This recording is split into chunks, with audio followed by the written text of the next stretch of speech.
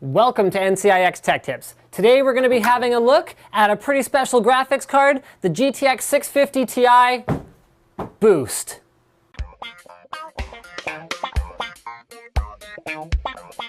But seriously, folks, this is a Kepler-based card, which means it's got all those cool Kepler technologies like adaptive VSync, TXAA, 3+1 display output natively. But the key difference between this one and the original GTX 650 Ti actually lies in a couple of different places. So number one is it has a much higher clock speed. That boost name comes from, instead of a 925 megahertz frequency that it just runs at, it now has a 980 megahertz base frequency with a boost frequency that goes up to 1033 megahertz sort of on average. That's a typical boost clock. So it's faster in terms of frequency. It has 2 gigs of RAM instead of 1 gig of RAM with a 192-bit wide bus versus 128, and it's running on the same GK106 core. So this is a completely different animal compared to the original GeForce GTX 650 Ti. It also features support for SLI, unlike the older card, so there's an SLI finger on there, and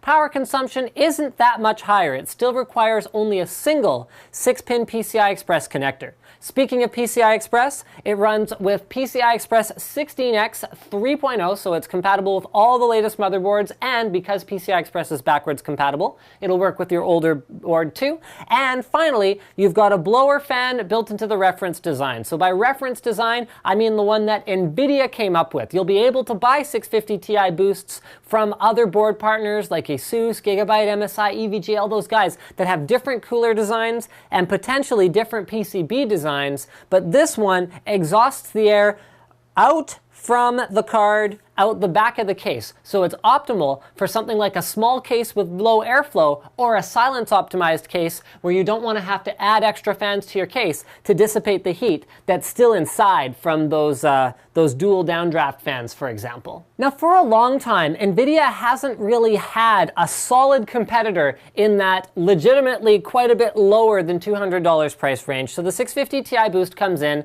at $169.99, so around 170 bucks, making it a very solid competitor for something like a 7850, and the performance numbers look pretty good for it to be positioned there. It's not so much going up against the recently launched 7790, which is more of a fill-in between 7850 and 7770 on the AMD side. This is more like filling in that gap near the 7850 on the NVIDIA side. So with features that it has, so such as supporting NVIDIA Surround on a single card, SLI support with 2 gigs of RAM, it is a higher end card than that recently launched 7790. So why is 2 gigs important?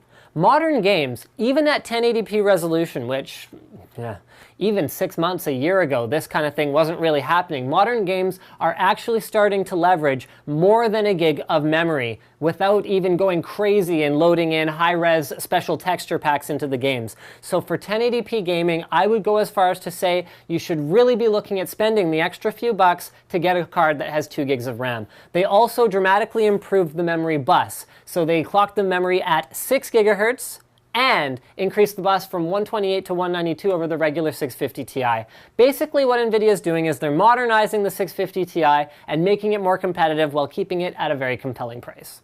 So who is this card actually for, I guess is the question that we should be answering. If you want to run and play games at 1080p with anti-aliasing cranked up, get yourself a 660 Ti or more.